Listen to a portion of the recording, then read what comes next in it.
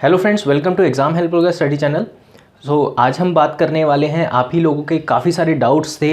Regular mails आ रहे थे कि सर एग्ज़ाम्स 12th के जो एग्ज़ाम्स हैं वो कब होंगे, क्या वो एग्ज़ाम्स कैंसिल हो जाएंगे या एग्ज़ाम पोस्टपोन हो जाएंगे, कंडक्ट करवाए जाएंगे तो कब कंडक्ट करवाए जाएंगे। क्योंकि ज़्यादातर 12th क्लास के बेस पे ही आगे कॉलेजेस में और जितने भी इंस्टीट्यूशंस होते हैं उनमें एडमिशन्स होता है, आगे की जो स्ट्रीम है वो डिसाइड होती है। तो बहुत सारे क्वेश्चंस को हमने कलेक्ट किया है, आप लोगों के जो मेल्स हैं। मैंने सोचा कि एक वीडियो के ज़रिए मैं आपके सारी जो दुविधाएं हैं, सारे जो डाउट्स हैं उनको क्लियर करने की कोशिश मैंने की है। बट फिर भी अगर आपके कोई डाउट्स रह जाते हैं तो आप कमेंट बॉक्स में कमेंट कर पूछ सकते हैं। मैं पूरी कोशिश करूँगा कि जल्द से जल्द आप लोगों के कमेंट के आंसर मैं दूँ। तो चलिए सबसे पहले हम ये देखते हैं कि एग्ज़ाम्स जो हैं वो कब कंडक्ट होंगे, क्या एग्ज़ाम कैंसिल होंगे या पोस्टपोन होंगे। देखिए सीबीएसई ने अभी कहा है कि मीटिंग बैठेगी, जितने भी शिक्षा से जुड़े हुए ऑफिशियल्स हैं उनकी एक मीटिंग बैठेगी, वो रिव्यू करेगी सिचुएशन को और ये डिसाइड किया जाएगा कि अभी एग्ज़ाम कब कंडक्ट कराया जाए। यानी कि अभी तो आप देख पा रहे हैं कि जो सिचुएशन है वो बहुत ही ज़्यादा गंभीर बनी हुई है। बट देखा जाएगा 1 जून को मीटिंग बैठेगी और 1 जून को ये डिसाइड होगा, मतलब बेसिकली विश्लेषण किया जाएगा कि एग्ज़ाम्स जो हैं वो कब कंडक्ट होने चाहिए, क्या कैंसिल हो जाने चाहिए, पोस्टपोन होने चाहिए। तो बेसिकली उनका विचार जो है उस टाइम पर जो विचार बनेगा उस पर ही डिपेंड होगा कि आप लोगों के एग्ज़ाम्स जो हैं वो कैंसिल होंगे या पोस्टपोन होंगे। अब देखिए इसमें क्या सिचुएशन निकल कर आ सकती है। मान लीजिए अगर उस टाइम पर सब चीज़ें नॉर्मल हो जाती हैं, ठीक है, तो सीबीएसई ये कोशिश करेगा कि जल्द से जल्द आप लोगों के एग्ज़ाम्स जो हैं वो कंडक्ट करवाए जाएं। तो हो सकता है आपके जुलाई में या मिड ऑफ जुलाई में या फिर जुलाई के एंड तक आप लोगों के एग्ज़ाम जो हैं वो कंडक्ट हो सकते हैं। बट अगर सिचुएशंस ऐसी ही बनी रही और कुछ भी स्थिति बदली नहीं, तो उस केस में ये देखा जाएगा कि आप लोगों के एग्ज़ाम कितने ज़्यादा और आगे जा सकते हैं। क्या वो एग्ज़ाम्स को अगस्त तक शिफ्ट कर देना ठीक रहेगा? क्योंकि सिचुएशन ये होती है कि ज़्यादातर जो एडमिशन्स होते हैं वो अगस्त या सितंबर के एंड तक ही होते हैं। बट अगर मान के चलिए ऐसी सिचुएशन रही कि हमारे जो एग्ज़ाम्स हैं वो अगस्त के या फिर सितंबर के एंड तक जाएं या सितंबर तक जाएं, तो एडमिशन फिर कब होंगे?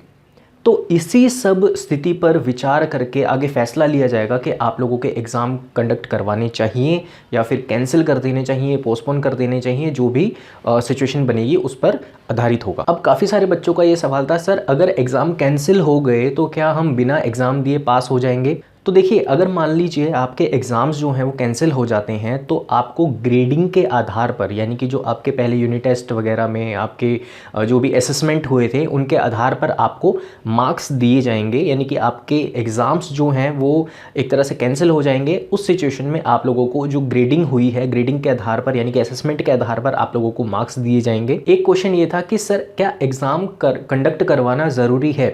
देखिए ज़रूरी तो है, क्योंकि 12th क्लास एक ऐसी क्लास होती है जिसके आधार पर हमें आगे एडमिशन लेने होते हैं। और ये ज़रूरी इसलिए भी है कि मान के चलिए अगर एग्ज़ाम कैंसिल हो जाते हैं तो ऐसे बच्चे जिन्होंने बिल्कुल भी तैयारी नहीं थी उनका तो फ़ायदा हो जाएगा, क्योंकि ग्रेडिंग के आधार पर उनको पास कर दिया जाएगा या फिर एक एवरेज मार्क्स देकर उनको आगे कोशिश की जाएगी कि प्रमोट कर दिया जाए। बट ऐसे जितने भी बच्चे हैं जिनकी तैयारी या तो बहुत अच्छी थी, वो पूरी तैयारी में थे कि वो एग्ज़ाम देंगे, या फिर कुछ ऐसे स्टूडेंट्स होते हैं जो कि साल भर ज़्यादा कुछ नहीं पढ़ते हैं, यानी कि देखा जाए तो पूरे साल भर उनकी जो परफॉर्मेंस है वो बहुत ही लो लेवल की रहती है, नॉर्मल रहती है। बट वो फाइनल में आकर बहुत अच्छा तैयारी करते हैं अपनी और बहुत अच्छा परफॉर्म करते हैं। तो ऐसे स्टूडेंट्स के साथ क्या होगा, क्योंकि उनके असेसमेंट के आधार पर अगर मार्क्स जो हैं वो लगेंगे, तो हो सकता है ऐसे स्टूडेंट्स को मार्क्स के साथ समझौता करना पड़े। लेकिन इसका मतलब ये बिल्कुल भी नहीं है कि अगर पेंडेमिक की सिचुएशन बनी रही और जो हालात हैं वो बहुत ज़्यादा ख़राब होते रहे और फिर भी हम एग्ज़ाम को कंडक्ट करवाएं, ऐसा बिल्कुल भी नहीं होना चाहिए। क्योंकि एग्ज़ाम से ज़्यादा ज़रूरी हम लोगों की सेहत है, हम लोगों की ज़िंदगी है। हम लोगों को नंबर 1 प्रायोरिटी पर अपनी लाइफ को रखना है, ठीक है ना। एग्ज़ाम्स जो हैं वो तो फिर भी चलते ही रहेंगे, 1 साल के बाद नहीं, 2 साल के बाद नहीं, कभी तो एग्ज़ाम क्लियर होंगे, कभी तो ये सिचुएशन जो है वो नॉर्मल होगी जाकर। कुछ बच्चे ये पूछ रहे थे कि सर एग्ज़ाम होने के फ़ायदे क्या हैं और नुकसान क्या है, यानी कि अगर एग्ज़ाम पोस्टपोन्ड हो भी जाते हैं और एंड तक जाते हैं सो उसके क्या फ़ायदे होंगे, क्या नुकसान होंगे। तो फ़ायदा तो देखिए इसका ये है कि ऐसे स्टूडेंट्स जिनकी अब तैयारी बहुत अच्छी है या फिर जिन लोगों को ये टाइम मिल गया है तैयारी करने का, वो एग्ज़ाम्स तक बहुत अच्छी तैयारी कर लेंगे, तो उनके लिए बहुत फ़ायदा रहेगा।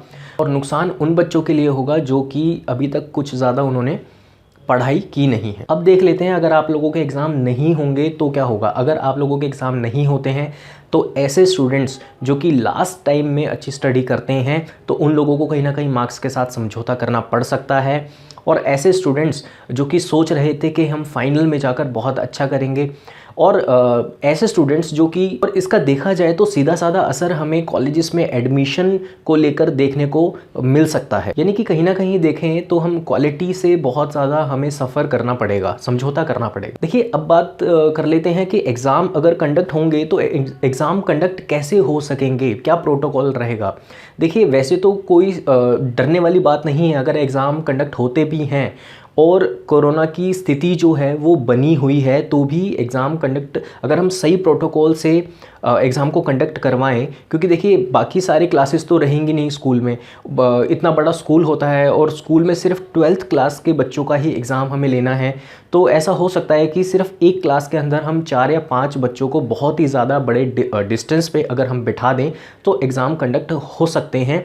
और अगर हम सभी अच्छी तरीके से सभी प्रोटोकॉल को फॉलो करें, सारे रूल्स एंड रेगुलेशंस जितने भी निर्देश हैं उनको, कोरोना की जितनी भी गाइडलाइंस हैं उनको फॉलो करते हुए अगर हम एग्ज़ाम को कंडक्ट करवाएं तो कोई इसमें बुराई की बात नहीं है। बट मैं फिर से कहना चाहूँगा कि सबसे ऊपर हमारी लाइफ है। लाइफ है तो सब कुछ है, लाइफ नहीं है तो फिर कुछ भी नहीं है। सो ऐसी सिचुएशन में अगर लगता है कि हम उतने अच्छे तरीके से एग्ज़ाम कंडक्ट नहीं करवा पाएंगे, यानी कि सिस्टम अगर हमारा उतना अच्छा वर्क नहीं करेगा, हम प्रोटोकॉल अच्छे नहीं बना पाएंगे, सो ऐसी सिचुएशन में मैं तो पर्सनली ये कहूँगा कि एग्ज़ाम्स को आगे पोस्टपोन करने में ही भलाई है। चाहे वो एग्ज़ाम आपके दिसंबर तक क्यों ना जाए, ज़्यादा से ज़्यादा क्या होगा, आप लोग कॉलेजेस में एडमिशन लेने के लिए आप लोग थोड़ा लेट हो जाएंगे ना, 6 महीने की पढ़ाई आपकी छूट जाएगी, कॉलेजेस में आप 6 महीने बाद चले जाएंगे, बट कम से कम आपकी लाइफ तो अच्छी रहेगी। बट कहीं ना कहीं देखा जाए आप लोगों की स्वास्थ्य जो है, आप लोगों की हेल्थ जो है वो तो अच्छी रहेगी। सो मेरा तो मानना यही है कि अगर एग्ज़ाम कंडक्ट करवाने भी हैं सो हम ये ना देखें कि कितना लेट हो जाएगा कितना नहीं हो जाएगा। अगर एग्ज़ाम सितंबर, नवंबर, दिसंबर तक भी जाते हैं तो कोई प्रॉब्लम की बात नहीं है, आप लोगों को और ज़्यादा टाइम मिल जाएगा तैयारी के लिए।